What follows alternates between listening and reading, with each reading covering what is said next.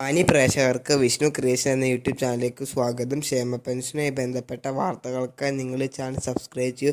നമുക്കെന്നാൽ നേരെ വീഡിയോയിലേക്ക് കടക്കാം. സംസ്ഥാനത്ത് ഇപ്പോൾ ക്ഷേമ പെൻഷൻ വിതരണം ആരംഭിച്ചിരിക്കുകയാണ്.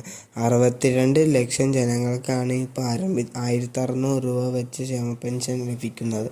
സാമൂഹിക സുരക്ഷാ ക്ഷേമ പെൻഷൻ ഗുണഭോക്താക്കൾക്കാണ് ക്ഷേമ പെൻഷൻ ഇപ്പോൾ കൊടുത്തുകൊണ്ടിരിക്കുന്നത്.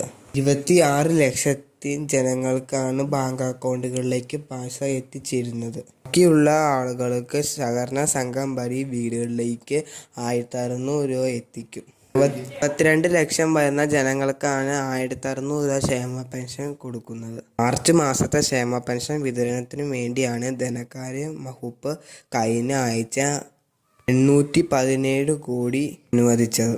തുക ഇതുവരെയായിട്ട് വീടുകളിലേക്കും ബാങ്ക് അക്കൗണ്ടിലേക്കും എത്തിച്ചേരാത്തവർക്ക് ഇന്നു മുതൽ കൂടുതൽ തുക സജീവമാവും.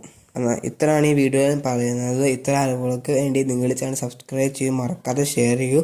നിങ്ങൾക്ക് ക്ഷേമ പെൻഷൻ ലഭിച്ചിട്ടില്ലെങ്കിൽ നിങ്ങൾ കമൻറ്റ് ചെയ്യുക.